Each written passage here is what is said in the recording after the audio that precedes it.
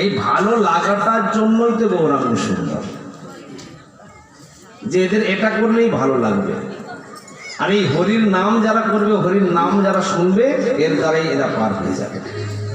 এত সহজ পন্থা, এত সহজ নিয়ম যিনি করলেন, তিনি গৌরাঙ্গ সুন্দর।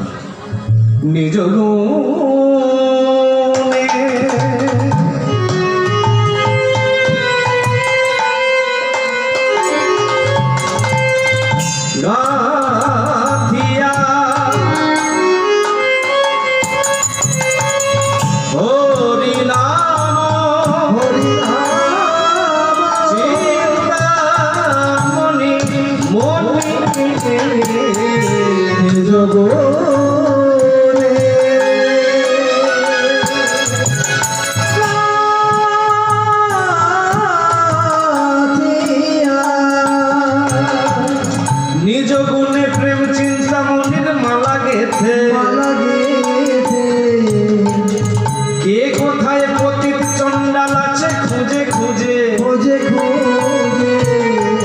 সবার গলায় নামের মালা পরাবে বলে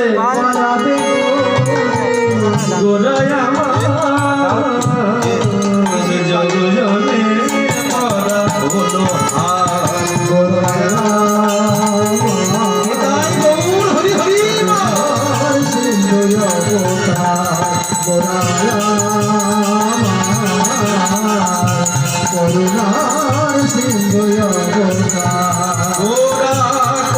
সিন্ধু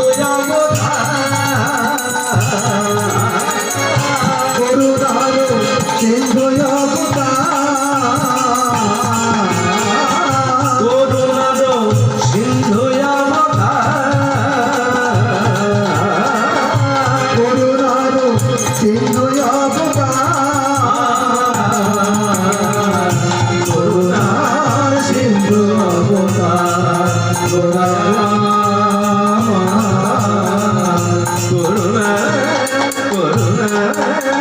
করুণার সিন্ধু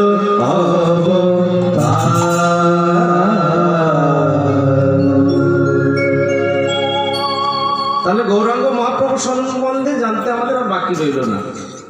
মোটামুটি যেটুকু জানার দরকার জেনে গেলাম, তাই তো?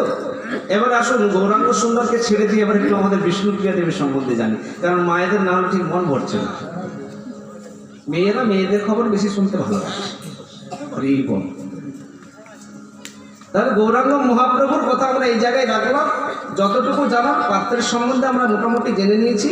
এবার চলুন আমরা বিষ্ণুপ্রিয়া দেবীর সম্বন্ধে জানবো। তার আগে একটা বিষয় আপনাদের কাছে জানবো, আপনারা কি জানেন বিয়ে কত রকম ভাবে হয়?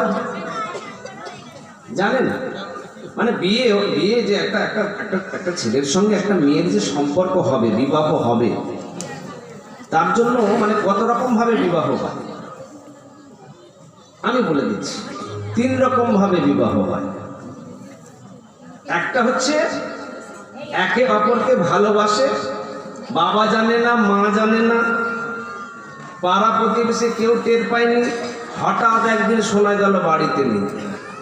উদাহরণ, এটা হলো ভালোবাসা করে বিবাহ। আর একটা বিবাহ হয় যেটা হলো বাবা মা সবাই জানে, ঘটক দেখে, ঘটক দিয়ে একদম যোগাযোগ করে সুন্দর করে সবাই জেনে বিরাট বড় অনুষ্ঠান করে বিবাহ। তাকে আমরা ইংরাজিতে বলি অ্যারেঞ্জ ম্যারেজ, তাই তো? মানে বড় করে অনুষ্ঠান করে সবাই জানিয়ে বিয়ে, 5 জনের আশীর্বাদ মাথায় নিয়ে, ব্রাহ্মণ, নাপিত সবাইকে ডেকে। আর একটা বিয়ে হয়, এটা কিন্তু গোপনের ব্যাপার। কিরকম? মানে পাত্র আর পাত্রী উভয়কে আগে থেকে দেখেছে, আগে থেকে তাদের কথাবার্তা ঠিক আছে। এবারে বাড়ির বাবা মা জানে না। তারা যখন দেখলো মেয়েটা বড় হয়েছে, তো মেয়েটার জন্য একটা পাত্রের খোঁজ করতে হবে। ঘটক মশাইকে ডেকেছে, হ্যাঁ গো, বা পাশের বাড়ির দিদিকে যাকে বলছে, হ্যাঁ গো দিদি, তোমাদের ওকে দিকে ভালো ছেলে আছে, আমার মেয়েটাকে দেব। তখন মেয়ে বলছে, মা, ও মা, কি হলো তোর আবার? কি? ও মা, শোনো না, একটা কথা বলবো। বলে, কি হয়েছে? বলে, তুমি রেগে যাবে বলে বলিনি, আমি না একজনকে দেখে রেখেছি। বলে কাউকে বলিসনি তো? বলে না মা, শুধু তোমাকেই বলবো। বলে কাউকে বলিস না, ওই জায়গাতেই আমরা দেখাশোনা করে দেব। বুঝেছেন? এটা হলো একরকম, মানে শুধু নিজেদের মধ্যে জানাজানি আছে যে সে তারা ভালোবাসা করেছে, কিন্তু আসলে সবাই জানে দেখাশোনা করে। তো আজকে আমরা দেখবো এই তিনটে নিয়মের মধ্যে কোন নিয়মটাই গৌরাঙ্গ সুন্দরের সঙ্গে বিষ্ণুপ্রিয়া দেবীর বিবাহ হয়েছে। হ্যাঁ, জানতে গেলে আমাদের যেতে হবে মালঞ্চ পাড়া। কোন পাড়া? মালঞ্চ পাড়া। আর সেই মালঞ্চ পাড়াতেই ওই বিষ্ণুপ্রিয়া দেবীর বাড়ি। মায়ের নাম হলো পদ্মাবতী দেবী, পদ্মাবতী দেবী। আর বাবার নাম হলো সনাতন মিশ্র। এই সনাতন মিশ্র রাজার বাড়িতে পণ্ডিতের কাজ করতেন, তাই তাকে সবাই বলতো রাজ পণ্ডিত সনাতন মিশ্র। এই বিষ্ণুপ্রিয়া দেবী ক ভাই ক বোন? এক ভাই এক বোন।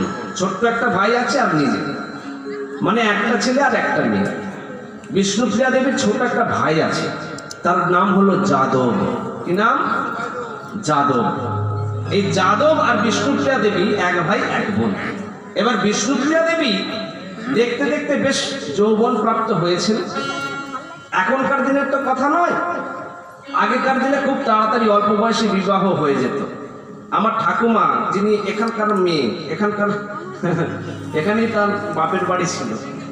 ঠাকুমা আজ নেই, অনেকে হয়তো জানবেন, অনেকে চেনেন না। হ্যাঁ, খুকু রানী আমার ঠাকুমা। তো আমার ঠাকুমা বলতো যে 11 বছর বয়সে আমার বিয়ে হয়েছে। কত বছর বয়সে? 11। তাহলে এই যে এত অল্প বয়সে আগে বিবাহ হয়ে যেত, একটু যৌবন প্রাপ্ত হলেই তার বিবাহ দিয়ে দেওয়া হতো। এখনকার দিনে সরকার ঘোষণা করেছে 18 বছর বয়স না হলে কন্যাদান করলেই শাস্তি। তো মেয়েটা যৌবন প্রাপ্ত হয়েছে, কিন্তু হলে কি হবে, এখনো তার ছেলে মানুষই কাটেনি। আপনাদের ঘরে যাদের মেয়েরা রয়েছে আপনারা ভালো জানবেন, 8, 9-এ পড়ে, 10-এ পড়ে, এখনো সে ছেলে মানুষটাই আছে, এখনো ছেলে মানুষ আছে, ওই ছোটদের সঙ্গে খেলাধুলা করতে লেগে যায়। তো বিষ্ণুপ্রিয়া দেবী তিনিও কিন্তু ওই ভাইয়ের সঙ্গে খেলাধুলায় ব্যস্ত থাকে। বিকেল বেলা হলেই বাড়ির সামনে যে উঠোনটা আছে, ওই উঠোনটাতে বিষ্ণুপ্রিয়া দেবী আর তার ভাই যাদব বিকাল বেলায় খেলা করছে। কোন সময়? বিকাল বেলায়। বিকাল অর্থাৎ বেলি রসকাল, বেলি রসকাল অর্থাৎ বিকাল। এই বেলি রসকালে ভাই বোনে খেলা করছে।